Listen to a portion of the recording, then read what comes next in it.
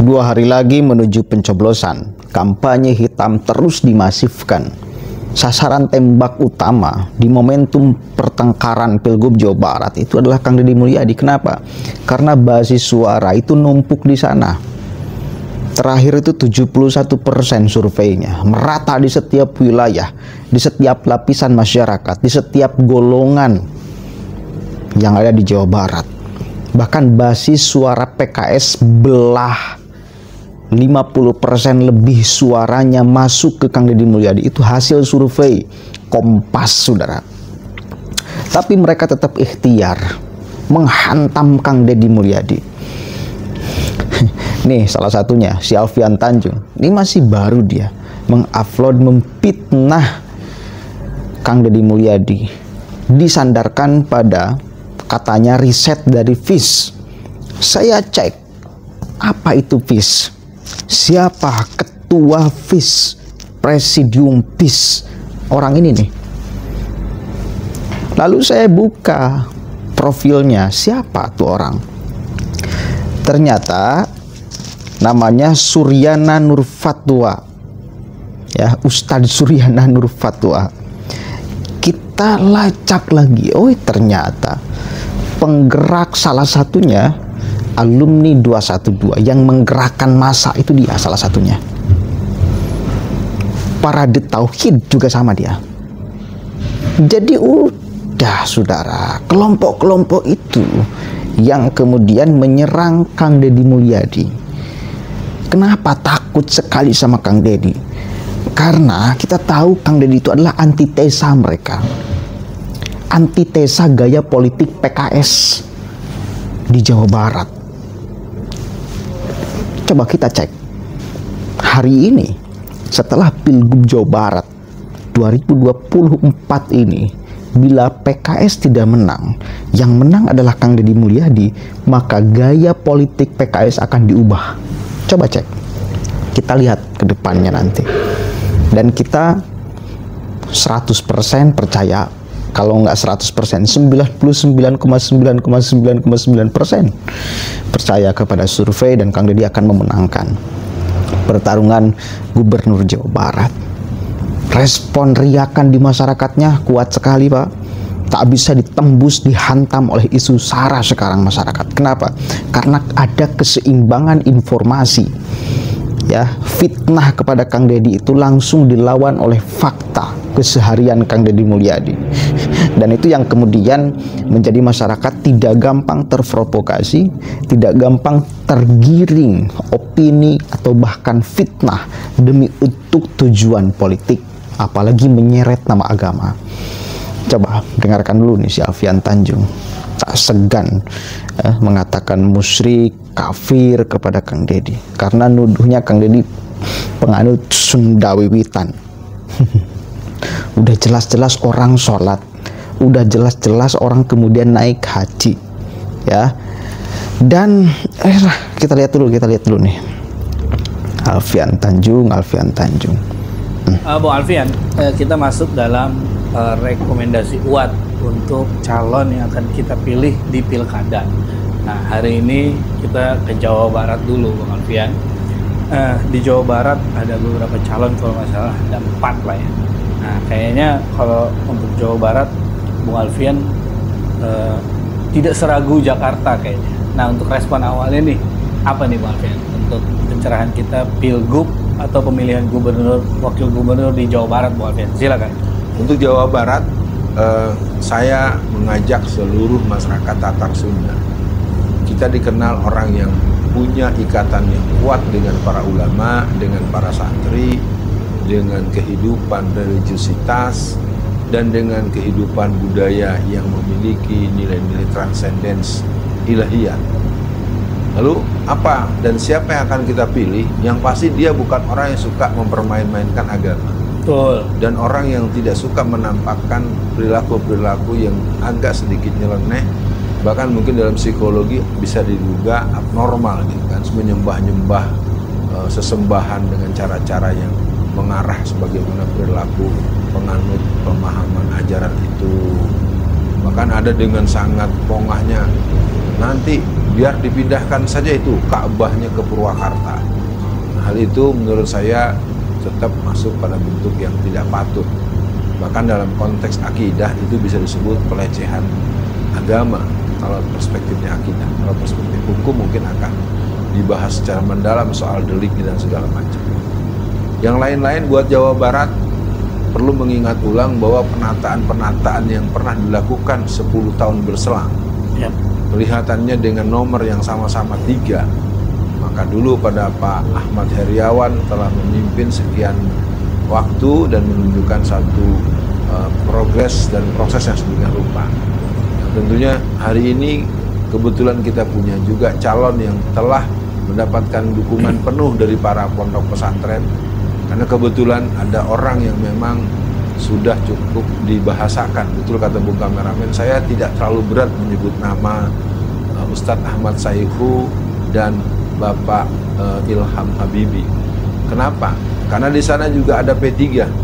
Dan di sana juga ada partai yang punya ikatan kemasyarakatan yang kuat dan gerakan-gerakan dakwah yang kuat. Begitu Bung Kameramen. Ya. Mungkin banyak yang belum tahu. Dan saya menghimbau kepada masyarakat, jika kita punya aksi 212 pada tahun 2016, itu kan kita merespon omongan arogan dari seorang yang bernama Ahok yang mengatakan jangan mau memilih pemimpin dari orang Yahudi dan orang-orang Nasrani. Artinya pelarangan pemimpin kepada Yahudi Nasrani itu bahasa lainnya, bahasa tegasnya, jangan memilih pemimpin yang tidak seagama dengan kamu, berarti orang kafir. Dalam konteks akidah Islam, Sunda Wiwitan yang pernah terlarang dan dilarang berarti dia adalah non-Islam. Nanti secara terminologi akidah jelas itu adalah paham kekafiran. Maka memilih orang kafir itu hukumnya haram. Maka dengan demikian seluruh masyarakat Jawa Barat sudah paham. Dengan begitu kita akan memilih berarti tinggal 3 pasang. Nah, pasangan yang 3 itu tentu kita tidak akan memilih yang akan membesarkan sebuah pandangan yang berhaluan ateis. Dan juga kita tidak akan memilih pasangan yang juga tidak mempunyai daya regulasi dan daya edukasi, walaupun kita tahu pasangan yang satu lagi tetap dilihat sebagai pasangan seorang ulama dengan seorang artis KDI, karena kan dia adalah seorang tokoh pimpinan pesantren. Bung Kameramen itu kebetulan dekat dengan teman kita yang tokoh P3 yang ada di kabupaten di Kota Tangerang. Tetapi jangan lupa DPW P3 Jawa Barat itu mendukung Pak Ahmad Saihu. Artinya secara struktural berarti P3 dari pihak tingkat provinsi, kota, kabupaten se-Jawa Barat secara organisasional dia punya kewajiban untuk mengarahkan pilihannya kepada nomor 3. Di situ ada Pak Ahmad Saihu dan Pak Ilham.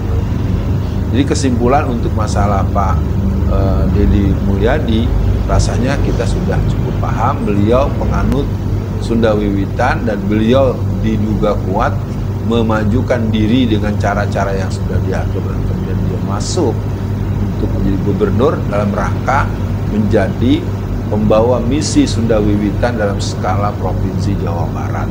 Artinya jelas tertolak. Baik, Bu Alfian, ternyata di Ar-Rahmah ini dirincikan, Bu Alfian, data-data yang dikumpulkan oleh FIS itu penistaan agama yang dilakukan oleh Deddy Mulyadi.